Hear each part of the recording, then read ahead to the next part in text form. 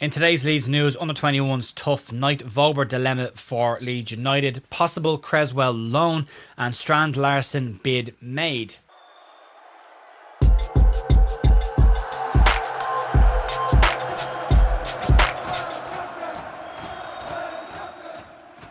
Hey folks, welcome to the Leeds View for Friday the 23rd of January with your Leeds United news. There's plenty to get stuck in today. There's a lot of talk about Jurgen Strand-Larsen. It's becoming the Jurgen Strand-Larsen news at this point. But there's a lot of stuff to get into. We've got the initial reports from Mike McGrath as well as all the other details come out since that as well to give you the full picture on that. Also, the big up predictions are available for this weekend's game against Everton on Monday night. You can check them out by scanning the QR code on the screen, or if you're listening to the audio, you can get it in the link down below. You'll see them on screen there as well. Pick what you think can happen. The pot's gone over $500 this month, so if you want to get involved in that, you can get involved. You don't have to go and watch the watch-alongs even to do that. You can just go over, enter it, and get about your business. So you can check that out if you want to. Also, if you want to stick a like and a subscribe on the video as well, that's always appreciated. Right, let's crack on and let's start off with news around the under-21s last night in the Premier League International Cup. Leeds under-21 started their life in the Premier League International Cup in pretty strong fashion and some very, very promising results very early on in that competition, but they lost in their last game out against Borussia Dortmund, and last night wasn't any better for them. Last night, Leeds United faced Anderlecht without several key players, with Harry Gray now out on loan, Rory Mahadi, Connor Douglas and Devin Brocky all out on loan as well, and it really did show last night. They were also missing Alfie Cresswell and Johnny Howson from their regular starting 11, and unfortunately, as I say, it did unfortunately matter. Leeds ended up on the wrong side of a 3-0 result, and Anderlecht took the lead against Leeds in the 33rd minute, and it stayed that way until half time, but Anderlecht doubled that lead immediately after the break, making it 2-0, and then got their third goal in the 61st minute. It was a tough night, and it's 2 defeats in the Premier League International Cup back to back for the lads, and they will go back into Premier League 2 action, but the fact that they've been without so many important players is a major factor in this. But those players did need to go out on loan, did need to stretch themselves and see where they can move on to, and there could be more players that could still go out on loan yet this season, but that does give opportunities for other players to come in and get some more regular game time. So we'll see if they can get a bit of a better understanding amongst themselves over the next couple of weeks in the Premier League 2 campaign. No Leonard Njenge last night in the squad either. He has signed, was there at the game, was watching, and as Daniel Farkas said in his press conference, he's expected to go into the defence with the under-21s. So he'll add an awful lot of experience for a young man as well as physicality to that side. So yeah, back to Premier League 2 action for the under-21s, and we'll give you the details on those games before the next set of fixtures. Right, let's move on. Let's talk about Max Werder. Always felt like this story was going to come back up at some point, but here we are. Max Werder's loan move to Werder Bremen seemed like Leeds United's best chance of getting some cash in down the line. The loan initially had an option to buy of just £3.5 million, and all indications in Germany felt that Werder Bremen thought that this was a very affordable deal and would likely activate that option to buy at some point over the course of the season. However, it hasn't really gone to plan so far. Werder picked up a pretty serious injury just one game into the season and hasn't really played since then. He's been out for an incredible amount of time, and he recently returned to the Werder Bremen squad before getting injured immediately again and is now out injured. He's only managed one game on loan this season for the Bundesliga side, and Bild in Germany claimed that Bremen are now questioning why they would even consider taking up the option to buy Max Werder and bringing him to the club on a permanent deal at this point. Bild say that Wober has shown no signs of an ability to stay fit, and he had got his issues last season with Leeds United in the Championship as well. So all of that comes into the mix here, and Werder Bremen are said to have grown frustrated with the situation around the centre half. Bild state that the Germans have no intention now of activating that option to buy and bringing him in on a permanent deal. And Bill say the Leeds have got one option. That's to recall him, bring him back, get him fit, and then try and sell him in the summer. The other option, there is a second option, funnily enough to this. And the second option is a mutual termination of his contract. Max Werder clearly doesn't want to be at Leeds United. Daniel Farke clearly doesn't have a position in his squad. Leeds are light at centre-backs right now. They could bring him back in and have him as part of that. But clearly there's a reason that he's not at the club right now. So it's not gone to plan. Now, he could get fit and have a cracking second half of the season and get us and secure that move. But at this point, it seems like Werder Bremen would rather if Max Werder came back to Leeds. But I don't believe there is a cancellation clause in the contract, and I don't believe Leeds have a recall in it either. So I think they're happy for him to take the season away from the club. He was very good when he was at Mönchengladbach, and that gave everyone the indication that this would go very, very well for him. But unfortunately, the injury problems that he's had over the past 2 seasons have continued to cause major problems for him. Leeds paid £11 million for Max Werber, and they're looking to recoup 3.5 at this point. And that even now looks like it could be tricky. So, yeah, not an ideal situation. We'll keep you up to date on that one. And when he gets back, we'll give you the detail on Loan Watch. Let's move on about a possible loan exit from the club. Alfie Cresswell has been adjusting to life in the Leeds United under-21s in a brand new position this season. He's naturally a centre-half. He probably lacks the height of his brother Charlie and his father, but Leeds have moved him into a new position this season, the centre of midfield, and he has been very, very good in that position and has captained Leeds under-21s several times effectively in that role. Leeds have got, as I said earlier on, plenty of young players out on loan right now, and Cresswell could be the next one to head off on loan. Cresswell hasn't been part of the Leeds United under-21 sides for the last 2 matches, and there's no indications from the club at this point whether Cresswell has an injury. He recently signed a new deal at the club, so Leeds clearly feel that his long-term future is with the club at this point. There are reports today that claim that Leeds United are working on a potential loan move for Cresswell at this point. Leeds are also working on a loan exit of Charlie Cresswell, who is believed will go out on loan again before the end of this month. Loans at this stage, as we always say, are very important for these players. Gives them a chance to go out and stretch themselves against bigger, more physical sides. And as the Rotherham manager said about Harry Gray last week, he's got a scratch on his face and a bruise on his knee, but that will welcome to League One. He'll get used to that. So it's important for these guys to go out and get them. Cresswell's been very, very good for Leeds under 21s in that midfield area.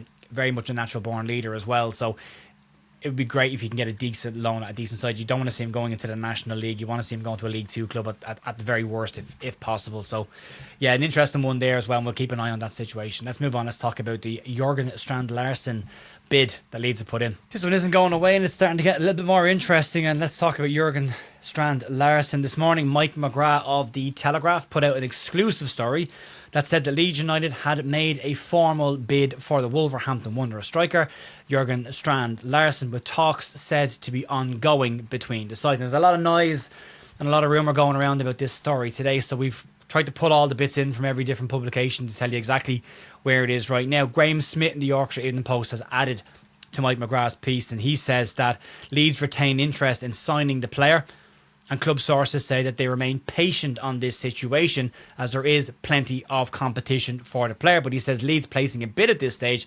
says they do have some level of confidence they can get a deal done.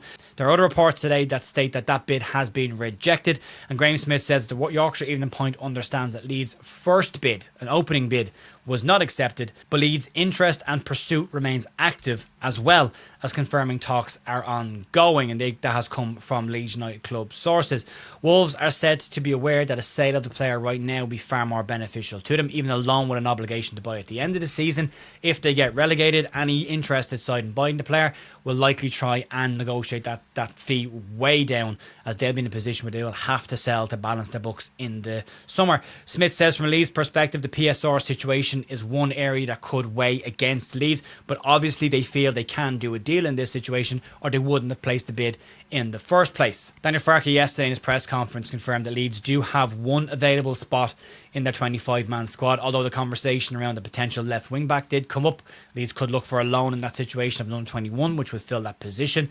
At this point, according to all the reports, Leeds' initial approach was rejected, but that they haven't been pushed back from talks completely, and that this was just seen as an opening bid from the club, which is nothing unusual. Moving from an expression of interest in the player to an actual formal bid does give you some level of intent. The reports of a £40 million bid that the club have put in are said to be wide of the mark, and why waste money on a player when you can get him for less? As Paul Brooker always says, if you're buying a house or you're buying a car, you don't negotiate a price above the asking price, you try and negotiate that down.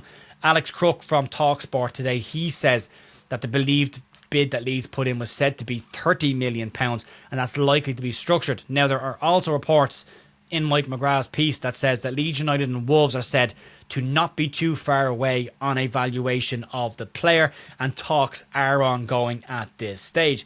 Leeds believe that they can get a structured deal for Strand-Larsen, and other reports state that Leeds will probably allow Joel Peru to move away from the club this month if they can secure the Wolverhampton Wanderers number 9. Leeds may need the extra cash as well, and we know Joel Peru isn't keen on a January exit from the club, and Leeds might be in a situation where they have to push that one through. But if they do bring in the number 9, it becomes less and less likely that Joel Piroe is even going to make the matchday squad. Now, we've all made our opinions pretty clear on Joel Piroe. Nobody wants to see him go, but Leeds are clearly moving in a different direction. And Piroe could also be used as part of this deal. If he wants to play Premier League football till the end of the season, he could go to Wolverhampton Wanderers. He'd end up in the Championship likely next season anyway. He doesn't seem to want that. So it's going to be an interesting one, and we'll rumble on. The interesting bits to take out of this are, and supposed to bring it all together and shorten the deal. Leeds have made an initial approach. That initial approach has been rejected. Talks are ongoing. The initial bid was said to be £30 million, and according to Mike McGrath and Alex Crook, the two clubs are said to not be too far away on valuation. Leeds are said to be maintaining a patient position on this because they believe there are other clubs involved in this, and they will wait and see what happens. There's no point in driving the price up at this point, and Leeds will wait and see. Nottingham Forest, who are very keen, as well as Crystal Palace, are both said to be looking at other players. Forest have brought Lorenzo Luca, who Andrea Russo last night on our podcast talked about. A pretty volatile character by all accounts. Andrea said that could be a very interesting dilemma or interesting dynamic to keep an eye on with Sean Dyche and Lorenzo Luca. They're pretty happy to see him go in Italy, so that's going to be an interesting one. He might have got his target man there. Igor Jesus is back fit as well, so he's got more options. Might be moving away. And Crystal Palace is said to be looking at a couple of different players as well. So it's going to still rumble on. We've said this, it's going to run until the end of the transfer window, but it is a formal step away from declaration of interest territory into here's a few quid, what do you think? So we'll see if it does manifest into anything more real. Again, there is positive bits from this, but there is obviously a lot of competition, so nothing is done and dusted, but they're coming from very reliable sources today. Mike McGrath, Graham Smith, Baron Cross has also weighed in on this as well. Alex Crook's got a good track record as well, so they're all in there now. The reports from Team Talk yesterday said that Crystal Palace were in talks around a £40 million bid, and if Leeds have gone in with a £30 million bid and Wolves are open to talking to Leeds, then that clearly wasn't the case yesterday on that fee as well. So that £40 million price tag might be the ultimate goal for Wolves, but it doesn't appear to be the fee that clubs are interested in talking about at this point. So yeah, as I always say, why spend money that you don't have to? Leeds could use that money in the summer. Don't waste it now. If you can get them for less, get them for less. Always negotiate a price down. I mean, people will say Leeds are trying to do it on the cheap, and Leeds are trying to do a deal if they can get them for free, but the freebies in the summer worked out quite well, and Leeds transfers from the summer have been reasonably good. Most of them have been reasonably good so far. So yeah, wait and see how this one goes. But they clearly feel that they can get it done. There's clearly a few quid floating around in somebody's pocket, so they might have actually found those coins down the back of the sofa.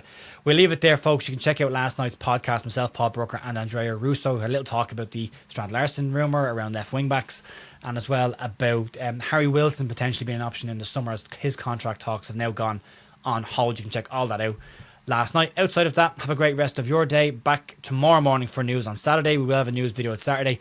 We'll have a match preview out on Sunday, and then we have the watch along over on bigup.com on Monday night. News as usual Monday morning as well. So enjoy the rest of your day. I'll talk to you soon. See you later. Bye.